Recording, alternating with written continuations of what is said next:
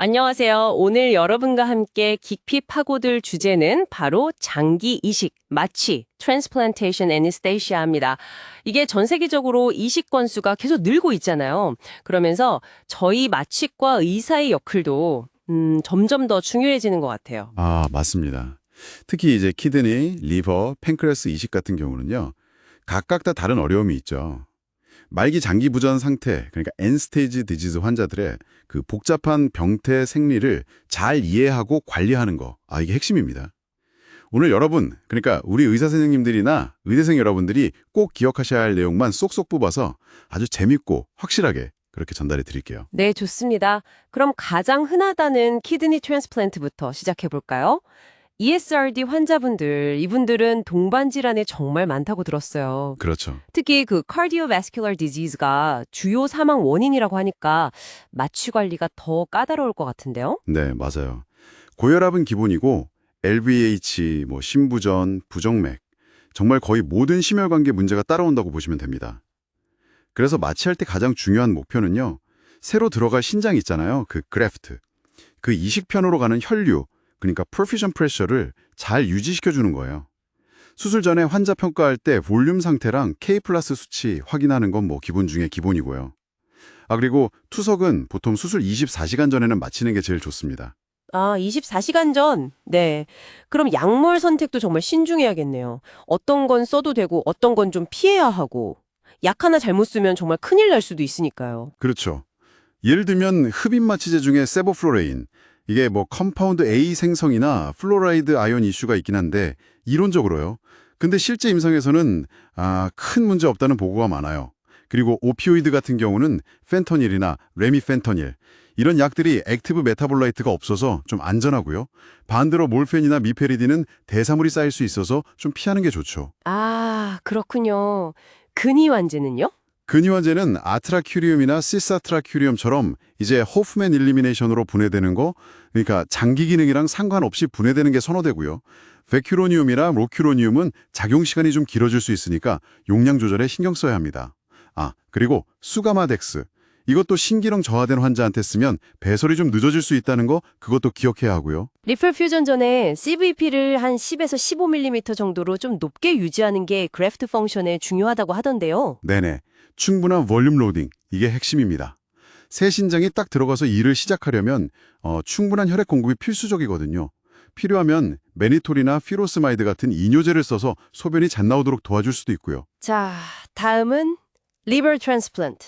와, 이건 마취의 꽃이라고 불릴 정도로 정말 도전적인 분야잖아요. 맞습니다. 정말 그렇죠. 막 엄청난 출혈에 혈액 응고 문제, 혈액학적 불안정성. 와, 상상만 해도 긴장되는데요. 네. 간경뼈 시로세스 환자는요. 이게 온몸 시스템이 다 흔들리는 상태예요. 하이퍼다이내믹 서큘레이션이라고 해서 심장은 빨리 뛰는데 혈압은 낮고 폴트 하이퍼텐션도 심하고 코아귤러패티는 기본이고요.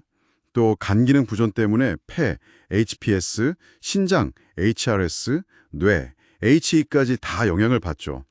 특히 그 간 혈류를 다시 열어주는 순간에 발생하는 포스트 리퍼퓨전 신드롬, PRS라고 줄여서 부르는데 재관료 딱 하자마자 혈압이 뚝 떨어지거나 아니면 심 같은 부정맥이 생기는 굉장히 위험한 응급 상황이라서 철저한 대비가 필요합니다. 심장이 멎을 수도 있어요, 정말. 우와, 그럼 대량 수혈 준비는 당연하고 TEG나 로템 같은 걸로 응고 상태를 실시간으로 계속 봐야겠네요. 네, 필수죠. 비노비너스 바이패스, VBB도 가끔 필요하지 않나요? 간 없는 동안에 혈액팍 유지에 도움이 된다고요. 네, VBB가 그 무간기, 애네헤파릭 페이즈 동안의 히모다이나믹 스테빌리티 유지나 내장 우리혈 줄이는 데는 도움이 되는데 이게 또 에어 엠볼리즘 같은 합병증 위험도 있거든요. 그래서 최근에는 IVC를 보존하는 피규백 술식으로 VBB 없이 수술하는 경우도 점점 늘고 있습니다. 아하, 피기백. 마취 약제로는 역시 장기 기능과 무관하게 보내되는 시사트라큐리움이 유리하고요. 흡입 마취제는 간 혈류량을 고려해서 아이소플로레인 같은 걸 주로 사용합니다. 그렇군요. 자, 그럼 팬크리아스 트랜스플란트. 이건 주로 일형 당뇨 환자들이 대상이고 신장이랑 같이 SPK로 이식하는 경우가 많다고요. 네, 맞습니다. 아무래도 이건 당뇨 합병증 관리가 제일 중요하겠네요. 스트로포레시스, 위운동장애, 또 오토노믹 뉴로피, 자율신경병진, 이런 것들을 항상 염두에 둬야 합니다. 심혈관, 위장관, 자율신경계 문제가 흔하거든요. 수술 전후 혈당 조절, 페리아프로페이티브 글라이세믹 컨트롤은 뭐 두말할 나위 없이 중요하고요. 마취 관리는 SBK 같은 경우는 아까 말씀드린 ESRD 환자 관리에 준해서 역시 히모다이내믹 스테이빌리티 유지가 핵심입니다.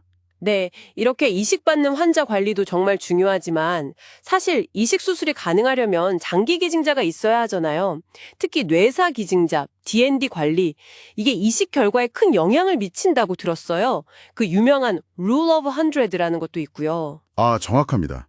뇌사 판정 과정에서 보면 캐테콜라민 스톰이 한번 확 왔다가 그 후에는 극심한 저혈압이 오고 DI, 요붕증이라고 하죠. 소변이 막 엄청나게 나오고 그리고 호르몬 불균형 같은 생리적 변화가 정말 극심합니다.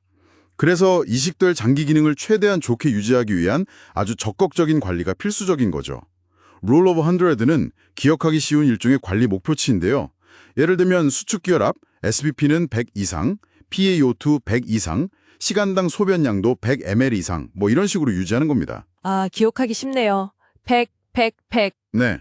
물론 이제 DCD, 심장사후 기증이나 생체 기증자의 경우는 또 다른 고려 사항들이 당연히 있고요.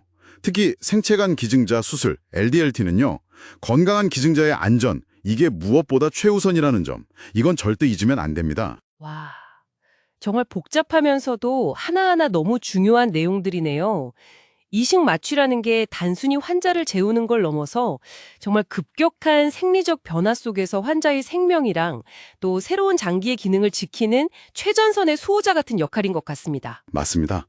저희 마취과 의사들이 이 아주 극적인 상황에서 장기 기능을 잘 보존하고 환자 생존율을 높이는 데 정말 핵심적인 역할을 하는 거죠. 최근에는 머신 퍼퓨전 같은 새로운 기술들이 장기 보존이나 기능을 더 향상시킬 가능성도 보여주고 있어서 앞으로 저희 역할은 더 중요해지고 확대될 거라고 봅니다.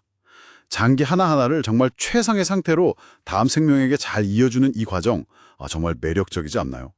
여러분은 이 복잡하고 역동적인 이식 마취의 세계에서 앞으로 어떤 기술이나 접근법이 가장 큰 변화를 가져올 거라고 생각하시는지 한번 고민해 보시는 것도 좋을 것 같습니다.